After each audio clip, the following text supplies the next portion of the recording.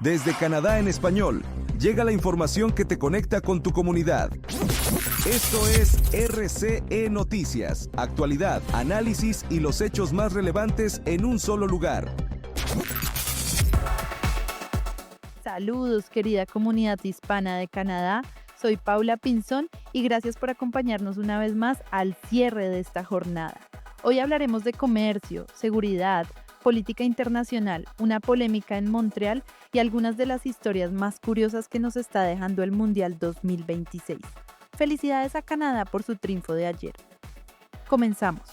Abrimos con una medida que podría tener impacto en el comercio y en algunos precios para los consumidores. El gobierno federal anunció aranceles provisionales a conservas de vegetales importadas. Vamos con el informe. El gobierno de Canadá impuso este viernes un arancel provisional del 10% sobre las importaciones de vegetales en conserva provenientes de determinados países, en una medida que el ministro de Finanzas, François-Philippe Champagne, describió como una respuesta a los desafíos que enfrentan los productores nacionales del sector. La medida entró en vigor de manera inmediata y tendrá una vigencia máxima de 200 días. Según el Ministerio de Finanzas, el arancel no se aplicará a productos provenientes de Estados Unidos, México, Israel, Chile y países en desarrollo, en cumplimiento de obligaciones comerciales que Canadá mantiene con esas naciones. El departamento explicó que se trata de una salvaguarda provisional, mientras el Tribunal Canadiense de Comercio Internacional concluye una investigación destinada a determinar si el incremento de importaciones de conservas de vegetales ha perjudicado a los procesadores nacionales. El organismo prevé entregar sus conclusiones antes del 9 de septiembre. De confirmarse un perjuicio a la industria nacional, el tribunal emitirá recomendaciones sobre las medidas correctivas apropiadas, tomando en cuenta el impacto en la asequibilidad y la seguridad alimentaria de los hogares canadienses. Si la investigación concluye que las importaciones no representan un perjuicio, el arancel será eliminado. Champagne señaló que la prioridad del gobierno es mantener un enfoque equilibrado que ofrezca alivio al sector de conservas de vegetales sin comprometer la seguridad alimentaria ni la asequibilidad de los productos para los consumidores canadienses. Una declaración de la alcaldesa de Montreal está generando amplio debate en Quebec. Asegura que su esposo fue detenido por la policía en varias ocasiones sin motivo aparente.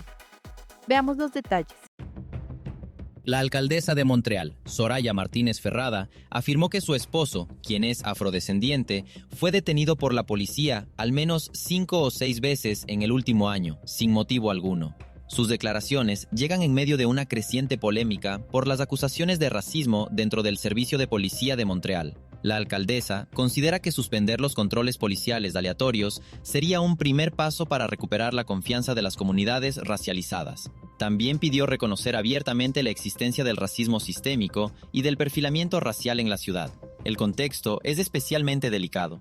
Desde la semana pasada, 16 agentes de la estación policial 39 de Montreal Norte están bajo investigación por presuntos actos racistas y discriminatorios contra personas negras y árabes. 2 oficiales fueron suspendidos y los demás fueron reasignados mientras avanzan las investigaciones internas y posibles procesos penales. Entre las acusaciones más graves se encuentran denuncias de perfilamiento racial, emisión de multas basadas en el origen étnico y reportes de que algunos agentes habrían conservado mechones de cabello de ciudadanos racializados como supuestos trofeos. Además, nuevos datos elaborados por investigadores de la Universidad de Quebec en Montreal muestran que las personas negras en Montreal tienen 4 veces más probabilidades de ser detenidas por la policía que las personas blancas, mientras que las personas de origen árabe tienen 5 veces más probabilidades. Los expertos sostienen que estas cifras apuntan a un problema estructural y no a casos aislados. La presión pública sigue creciendo. Organizaciones comunitarias, grupos de derechos civiles y varios dirigentes políticos están pidiendo una investigación pública independiente para determinar si existe un problema más amplio de discriminación dentro de los cuerpos policiales de Quebec. Mientras tanto, el gobierno provincial ya anunció la designación de un observador independiente para supervisar la investigación en curso. Para muchos residentes de Montreal Norte, el caso no solo trata sobre 16 agentes, sino sobre la confianza entre la policía y comunidades que durante años han denunciado ser objeto de controles y vigilancia desproporcionados.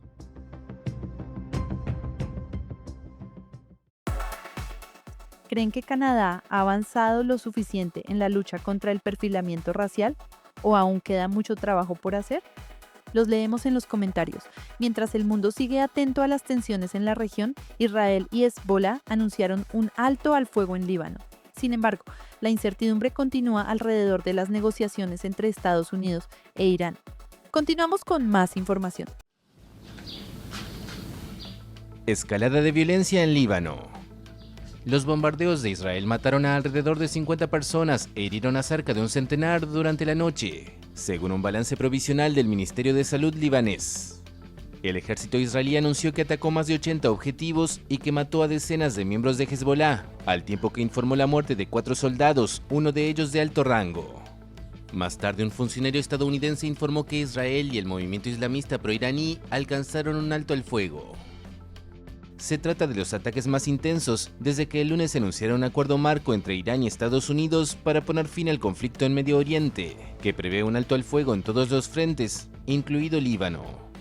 Esa condición había sido impuesta por Irán, cuyo canciller acusó el viernes a Israel de querer la guerra permanente.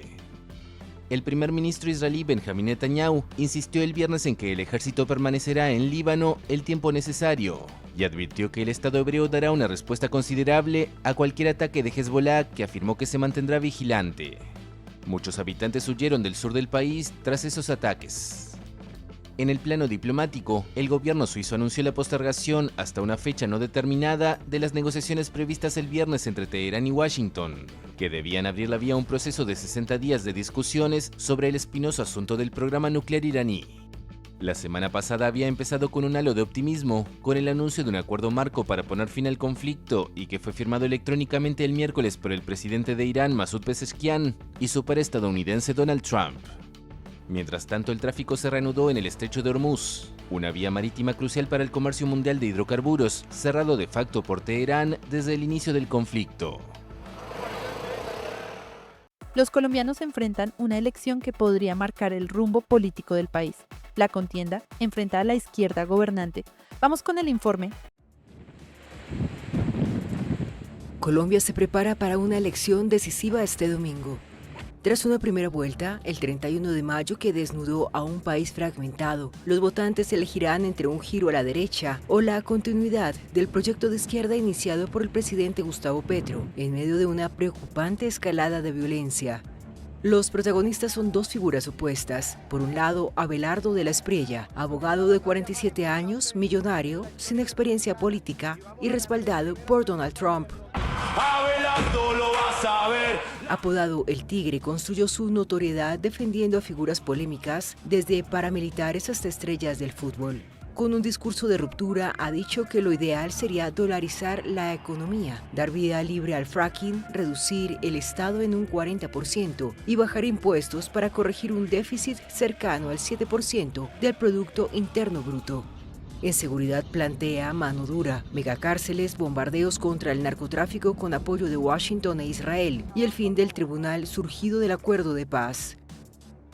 Frente a él está Iván Cepeda, senador de 63 años, filósofo y reconocido defensor de derechos humanos. Hijo de un líder de izquierda asesinado, ha centrado su carrera en la defensa de víctimas del conflicto y en promover salidas negociadas.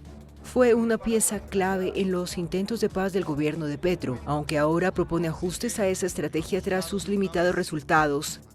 La elección también funciona como un referendo sobre Petro. Su gobierno logró avances sociales con reducción de la pobreza, aumento de salarios y menor desempleo, pero enfrenta duras críticas por el deterioro de la seguridad, con atentados, coches bomba y la expansión de grupos armados en el mayor productor de cocaína del mundo. En una Colombia profundamente polarizada, donde muchos votan más por rechazo que por afinidad, el resultado definirá no solo el modelo económico y de seguridad, sino el lugar del país en el tablero regional, entre una derecha en ascenso y una izquierda que aún busca consolidarse. Uno de los futbolistas más reconocidos del mundo vuelve a ser noticia fuera de las canchas. La justicia francesa confirmó que Achraf Hakimi será juzgado por una acusación de violación. Vayamos al detalle. El futbolista marroquí Achraf Hakimi deberá comparecer por violación ante un tribunal penal en Francia. En 2023, una joven denunció en una comisaría que el jugador del Paris Saint-Germain la había violado, pero el deportista siempre ha tachado de falsa esa acusación. En febrero, la justicia ordenó enviarlo a juicio, una decisión que Hakimi recurrió. Sin embargo, el Tribunal de Apelación de Versalles la confirmó el viernes, ya que la instrucción permitió determinar que existen cargos suficientes. El anuncio llega cuando la estrella de la selección de Marruecos se dispone a disputar el segundo partido del Mundial contra Escocia. Según una fuente policial, en el momento de los hechos, la joven contó que había conocido al futbolista en enero de 2023 a través de la red social Instagram y que fue a su casa en un vehículo con conductor encargado por el jugador. De acuerdo con el relato de la denunciante, Hakimi la besó y le hizo tocamientos sin su consentimiento antes de violarla. A continuación, habría logrado apartarlo y contactar a una amiga por mensaje que fue a recogerla. Aunque todavía no se ha comunicado la fecha del proceso, Hakimi afirmó en las redes sociales que lo espera con impaciencia y que por fin podrá hablar tras haber optado por callarse durante años. Los grandes jugadores que están ahí.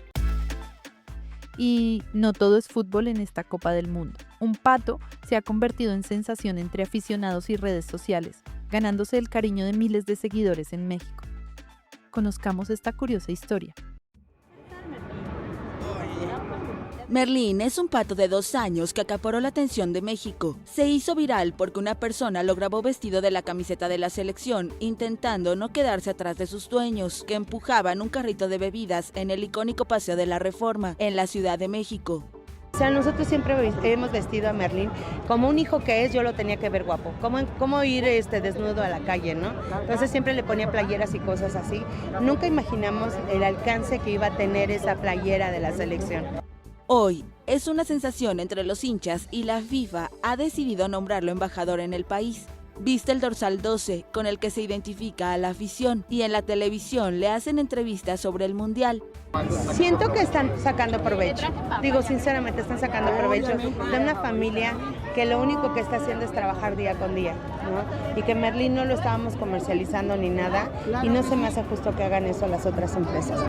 Merlín es la tercera ave de la familia Gómez. Una clienta se los regaló después de la muerte del anterior. Por sorpresa, definitivamente, ¿no? Estamos todavía en shock de ver tanta gente. Es impresionante. Llegó una persona, una admiradora, temblando, casi llorando, dejarme esto, que es para mí importante, que me dijo que sus nietos o sus sobrinos se lo dejaron de otra parte de la República. Para mí eso es importante, esa es la huella que quiero dejar, o que Merlín quiere dejar a la familia mexicana. Este pato come frutas, verduras, grillos, pescado y, según su dueña, de vez en cuando un taco de carne de cerdo. Hay una fascinación mundialista con animales predicadores de resultados desde el famoso pulpo Paul en el Mundial de Sudáfrica 2010. Pero Merlín no predice los resultados, solo se pasea entre los aficionados en el Fan Fest. Y antes de despedirnos, repasaremos los marcadores más importantes de la jornada, las sorpresas del día y cómo quedan las posiciones rumbo a la siguiente fase del torneo. Vamos con más información.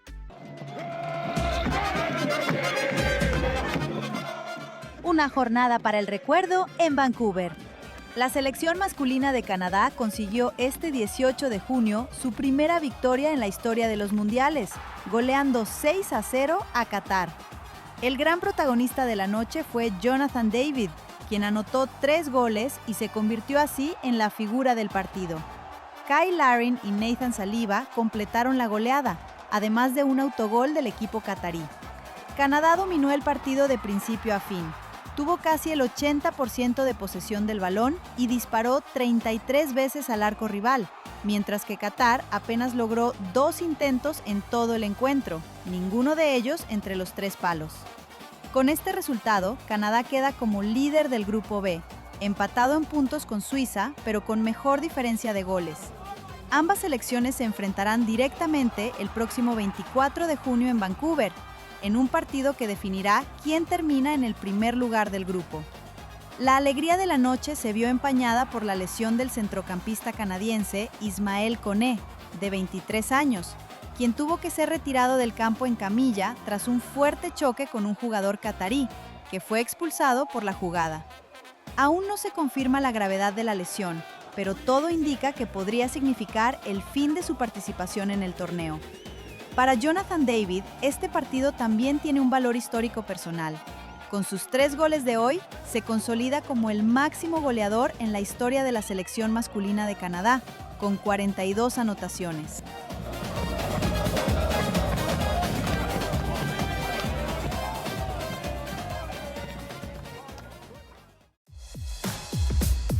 México, uno de los 3 anfitriones del Mundial 2026, se convirtió el jueves en el primer clasificado a 16avos de final al vencer 1-0 a Corea del Sur en el Estadio Guadalajara.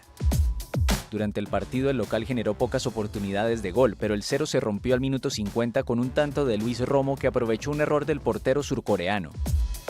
Así se desató la locura de la mayoría de los 45.522 espectadores que colmaron el estadio. México culminó el encuentro sufriendo ante los embates de Corea del Sur, que buscaba desesperadamente el empate. Con el triunfo, el Tri además se aseguró el liderato del Grupo A, tras el empate 1-1 más temprano entre Sudáfrica y República Checa.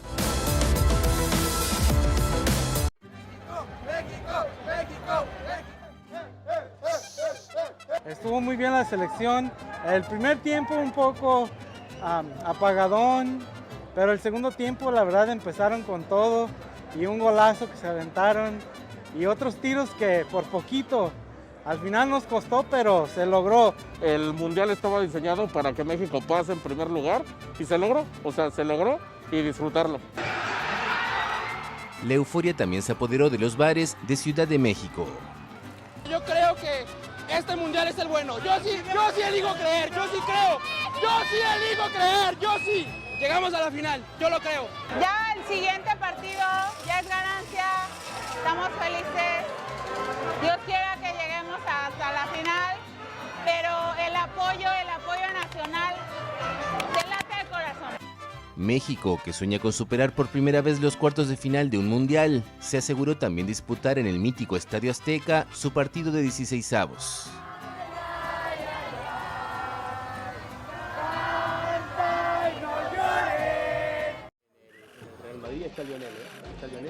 Lionel Messi volvió a acaparar la atención en el Mundial 2026, no solo por lo deportivo, sino también por un delicado asunto personal. El capitán argentino se entrenó el jueves con normalidad en Kansas City, pocas horas después de que su familia confirmara que su padre, Jorge Messi, de 68 años, atraviesa un problema de salud, aunque con evolución favorable.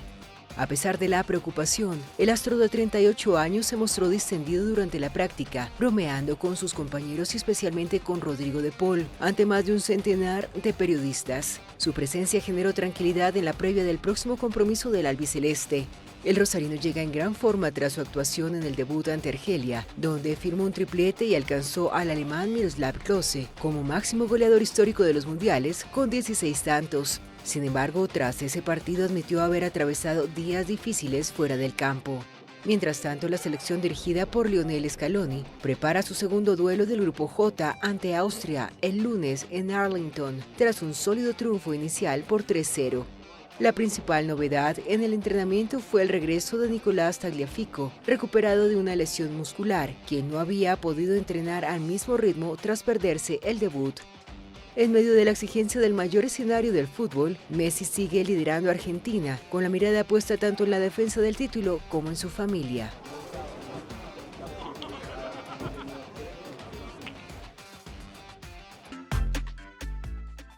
Y así llegamos al final de nuestra edición de hoy. Gracias por acompañarnos una tarde más y por seguir haciendo de Canadá en Español un espacio de encuentro para nuestra comunidad hispana. Hoy enviamos un saludo muy especial para Luis Fernando Gómez en Calgary, Alberta. Gracias por acompañarnos y por ser parte de esta gran familia que nos sigue cada día. Soy Paula Pinzón. Que tengan una excelente noche, disfruten el fin de semana y nos encontramos muy pronto con más información. Hasta la próxima.